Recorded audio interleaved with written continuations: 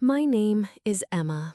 I'm 28 years old, and I live in a quiet neighborhood in Chicago called Lincoln Park. It's a peaceful place with tall trees, small shops, and friendly neighbors. Many people say I have a good life. I have a husband, a nice apartment, and a stable job at a bookstore. But deep inside, I'm not happy. Every day, I wake up with a heavy heart. 1 year ago, I made a big mistake. I married a man named Leo. He's 32 years old. He is kind, gentle, and always smiles. Leo is a good man, but I don't love him. I married him not because of love, but because I was angry and sad. I wanted to forget my ex-boyfriend, Alex, who broke my heart, and I wanted to move on quickly. So I said yes when Leo asked me to marry him. At that time, I thought marriage would help me feel better. I believed that maybe love would come later. But love never came. And now I am the one who is hurting. Leo does everything to make me happy. He brings me flowers on Fridays, cooks dinner when I feel tired, and writes small notes that he puts in my lunch bag. He calls me my sunshine and always kisses my forehead. Many women would feel lucky to have a man like him, but I feel sad because I cannot love him back. One night, we were sitting on the balcony. The stars were bright and the air was warm. Leo looked at me and said, "Emma, I know you don't love me yet, but I believe you will. I will wait. My love is strong enough for both of us." His words made me want to cry. He was so full of hope, but I had no hope inside me. I felt like I was lying every day. I smiled when I didn't want to, said thank you when I felt nothing. I was living a life that didn't belong to me. My mother once told me, "Emma, love can grow with time. Marriage is not always about strong feelings. It is about kindness, respect, and patience." I tried to believe her. I tried to be patient. But every day, I felt more and more like a stranger in my own life. One Friday evening, Leo made a special dinner for me. He cooked my favorite dish, chicken pasta with garlic bread. He lit candles, played soft music, and even wore the blue shirt I liked. "This is for you, Emma. Emma, you are my everything," he said. I looked at him, smiled a little, and said, "Thank you." But inside, I felt empty. I could not enjoy the food, the music, or the moment. I felt like I was acting in a play, not living a real life. After dinner, Leo took my hand and said, "Let's go for a walk." We walked to the small park near our apartment. There, under the old oak tree where Leo had proposed to me 1 year ago, he smiled and said, "Remember this place? I told you I would love you forever." I looked at the tree, then at him. I wanted to scream, "I don't love you, Leo," but I stayed quiet. I didn't want to hurt him. He looked so happy, so full of love, and I felt like a terrible person. That night, I couldn't sleep. I stared at the ceiling for hours and asked myself, will I ever feel happy again? The next morning, my best friend Nina called me. "Emma, your voice sounds tired. Are you okay?" she asked. I wanted to say yes, but I couldn't lie. I replied softly, "I don't love Leo. I married him because I wanted to forget someone else, but now I feel trapped. I feel sad every day." Nina was quiet for a moment, then said, "Maybe you need some space. Maybe time apart will help you understand your heart better."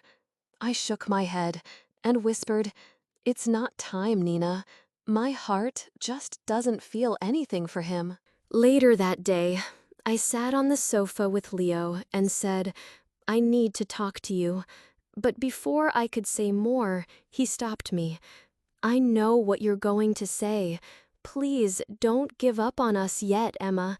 I still believe we can make this work. His eyes were full of hope, and I felt even worse. I didn't want to destroy his hope, but I knew I couldn't give him what he needed. I felt tired, as if I were carrying a heavy bag every day. Then, one Sunday, Leo asked me something that shocked me. "Emma," he said, "do you want to have a baby? I think it will bring us closer." I froze. The idea of having a child with someone I didn't love scared me. I looked down at my hands and said quietly, "I'm not ready, Leo." He nodded slowly. He looked hurt, but did not push me, and that made me feel even worse. He was always gentle, always kind, and I was always silent, always distant. That night, I wrote in my journal, "I feel like I'm drowning in this marriage. Leo is a good man, but I can't be the wife he deserves." I also wrote, "Sometimes I want to leave, but I'm scared. What will people think? Will they say I am selfish? Will they say I didn't try hard enough?" One evening, I packed a small bag. I planned to leave. I looked at Leo while he was sleeping. He looked peaceful. He looked happy. I stood by the door holding my bag, but I couldn't do it. I put the bag down and sat on the floor, crying quietly. The next morning, Leo made coffee for me. He kissed my cheek and said, "Good morning, my love. I believe in us." His words broke my heart.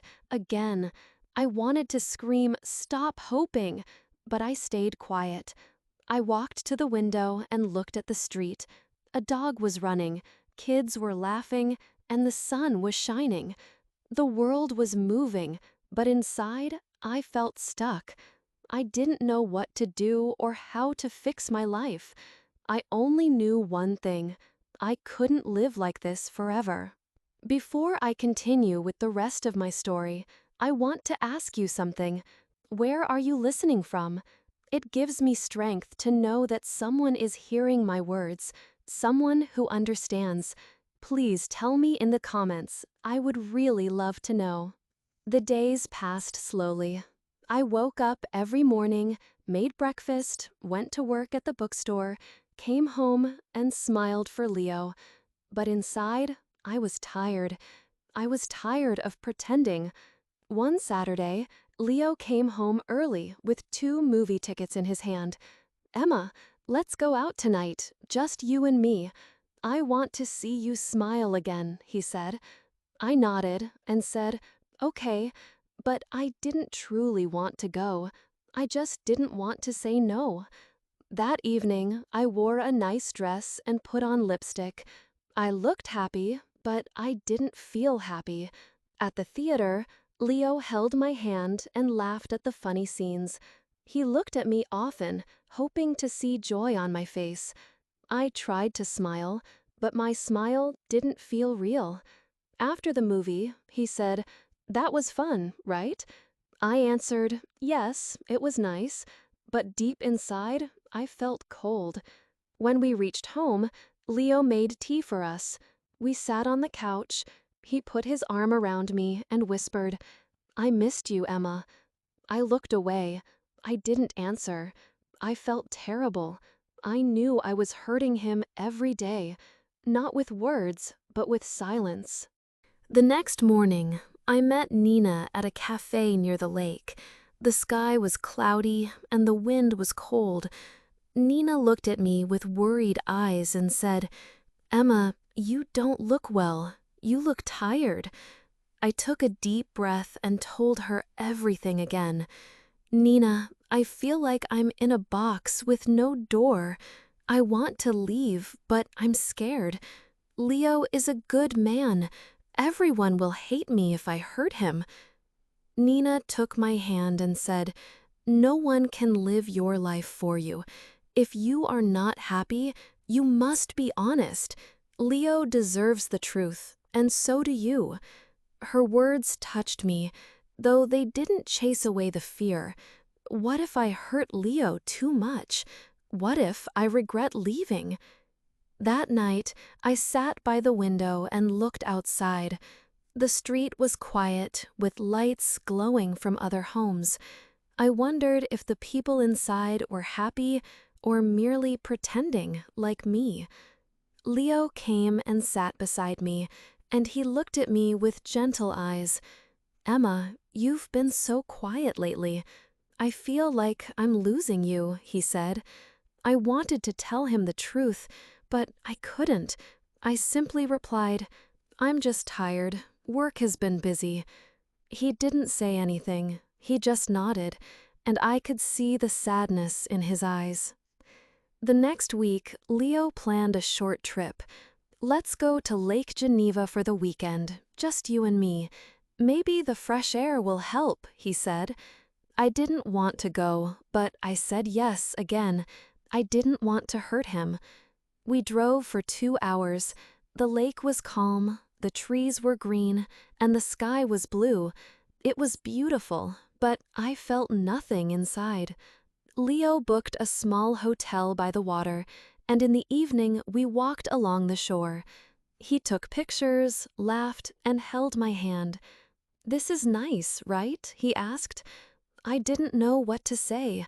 My heart was silent, and I felt like I was walking in a dream that wasn't mine. That night, in the hotel, Leo gave me a small box. I opened it and saw a necklace with a tiny heart. "This is for you. My heart is yours," he said. I looked at the necklace and felt tears in my eyes, not because I was happy, but because I knew I didn't deserve his love. "Thank you," I whispered. Later, when he fell asleep, I sat on the floor near the bed, not daring to cry out loud as I thought about the day we met, when Leo had been so kind to me when Alex left. He had listened, helped me smile again, but I never truly loved him. I married Leo because I was broken. I thought being with someone nice was better than being alone, but now I see it is worse to live without love. When we returned to Chicago, I began writing letters to myself. I didn't show them to anyone. I just wrote what I felt. One letter said, "Emma, you are not a bad person. You made a mistake, but you didn't do it with hate. You wanted to feel better, but now you must be brave. You must find your truth." Another letter said, "Leo is not your enemy. He is a good man, but he is not your home. You cannot give him what he needs." Writing helped me understand myself. It helped me see my own pain clearly. A few days later, Nina called me and said, "Emma, you sound stronger." I replied, "I'm thinking about telling Leo everything. He deserves the truth." She said, "I'm proud of you." That evening, I made tea and asked Leo to sit with me. My hands were shaking as I began. "I need to tell you something." He looked at me and said, "Okay." Taking a deep breath, I continued, "Leo, I care about you. You are a good man, but I don't love you. I never did. I married you because I was hurting. I thought love would come later, but it didn't." Leo was silent. He didn't move. His face was calm, but his eyes were wet. Softly, he said, "I knew, Emma. I saw it in your eyes. I just didn't want to believe it." Tears rolled down my cheeks as I whispered, "I'm so sorry. I never wanted to hurt you." Leo nodded and said, "I love you, Emma. I really do. But I can't be the only one trying. If your heart isn't here, I can't hold you back." His words broke me, even as he remained kind. The next morning, I packed my clothes and a few books, taking only what I could carry. The apartment felt heavy with memories, even though we had only lived there for 1 year. I looked at the small things. His coffee mug, our wedding photo, the blanket we shared while watching movies. Leo helped me carry my bag to the door and said, "If you ever need anything, call me." I nodded and whispered, "Thank you for everything, Leo. You were always so good to me." He looked at me one last time and said, "Take care, Emma." Then I walked out of the apartment. Nina was waiting in her car. She smiled and opened the door. "Let's go," she said, and I sat beside her as we drove away. I didn't look back. At Nina's apartment, I sat in the small guest room and cried, not because I missed Leo, but because I felt a storm of emotions, guilt, sadness, fear, and even a little hope. For the first time, I had made a choice for myself. I had told the truth and taken a step forward. The days passed slowly. I stayed at Nina's place for a few weeks, helping with cooking, cleaning dishes, and sometimes watching movies together. She never pushed me to talk, but she was always there when I needed to cry. I began going for long walks by the lake, watching people walk their dogs, ride bikes, and sip coffee on benches. I liked watching life go on. It helped me feel calm. One day, I walked into a small cafe and saw a flyer for a creative writing class at the community center. Something inside me said, "Try this," so I signed up. The class was small, with only 8 people. We wrote stories and read them aloud. At first, I was shy, but slowly I started to enjoy it. I wrote stories, my feelings, my past, and my hopes. One evening after class, I wrote in my notebook, "I lost love before I even found it, but now I am finding myself." That sentence made me smile. A few weeks later, I received a message from Leo. He wrote, "Hi, Emma. I just wanted to say I hope you're doing well. I'm taking some time for myself too. I've joined a cooking class. It helps me stay busy. No pressure to reply. I just wanted you to know I'm okay." I stared at his message for a while before replying, "Hi, Leo. Thank you for your message. I'm glad you're doing okay. I'm in a writing class now. It's helping me too. Wishing you peace and happiness." We didn't speak again after that, but it felt good to say goodbye in a kind way. Months passed. I found a small studio apartment near the bookstore. It wasn't fancy, but it was mine. I painted the walls light yellow, put flowers in the window, and hung a picture of the lake. Every morning, I made my own coffee and sat by the window, watching the world outside. I felt lonely sometimes, yes, but I also felt free. I still thought about Leo and hoped that someday he would find someone who truly loved him, someone who could match the kindness of his open heart.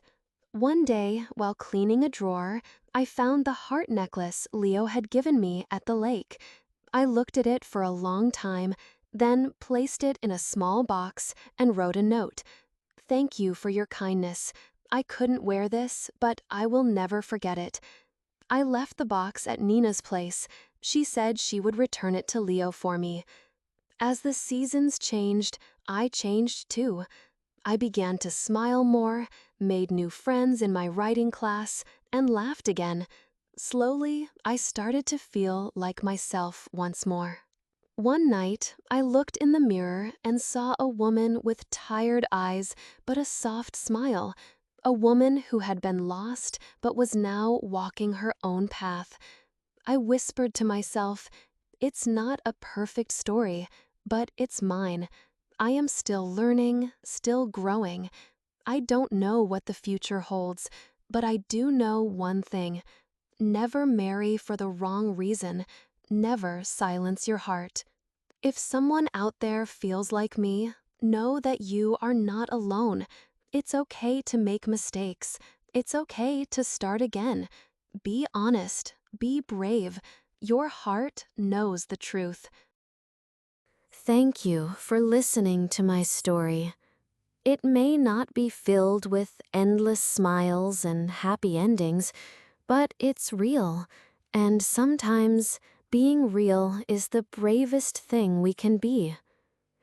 If this story touched your heart, please don't forget to like, comment, and share, because more emotional and inspiring stories are coming soon.